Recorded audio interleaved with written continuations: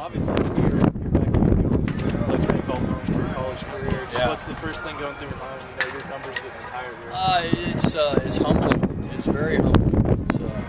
I was getting around this morning at a breakfast we had. It's not something I'm going to give back, but I'm very humbled. I'll take the honor and express my gratitude and my appreciation, not only to the program but to the university. A lot of great memories here. Can you maybe expand? What were some of your best memories here? You know, just the camaraderie with the guys. We had some good teams. We played very competitively.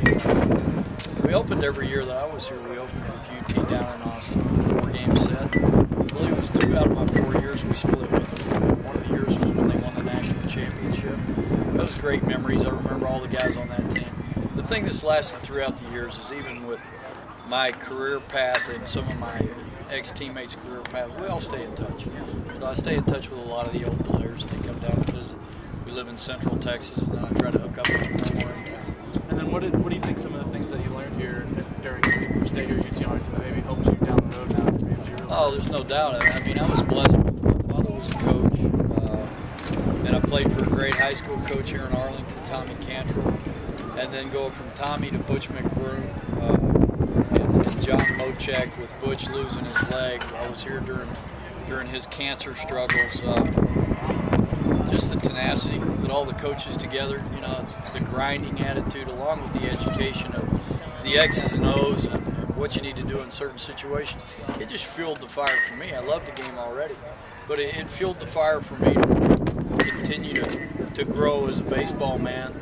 And as I grew as a baseball man, I felt like it helped me grow as a person.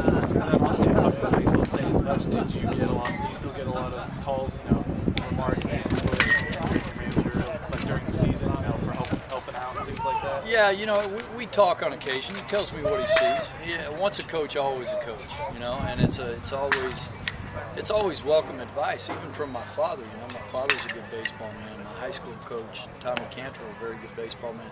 People pick things up, and when I know it's coming from a baseball man, I don't ever mind hearing it.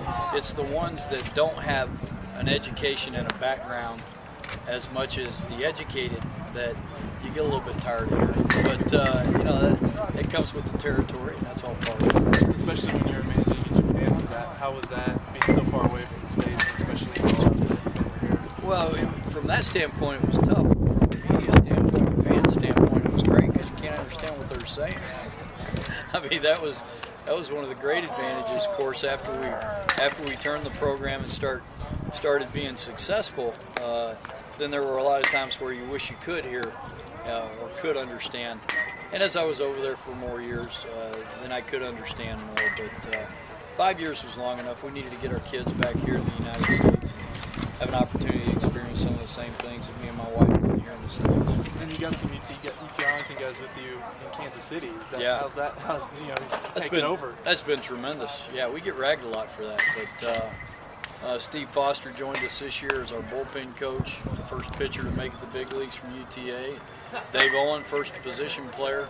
Dave's been with me for, poor man's been stuck with me for the last 4 years. He was with me over in Japan. But Dave and I used to work out together. He was 2 shortstops ahead of me here.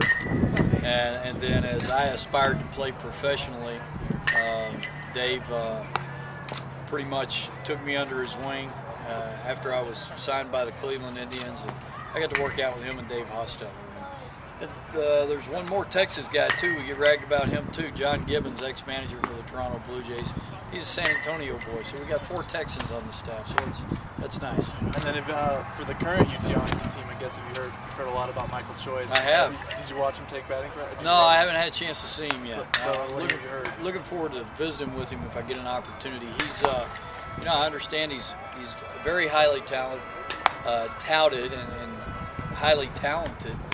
And he's supposed to be a great hitter, great outfielder, full package of guys. So I look forward to meeting him and hopefully getting an opportunity to ask any questions that he might have. Just be a support to him.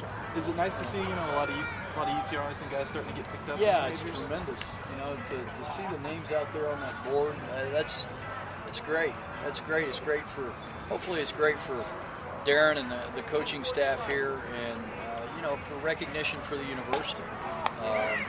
Hopefully we can be a piece of, you know, what President Spaniolo is doing as far as taking a very aggressive, active approach to getting UTA more and more nationally recognized.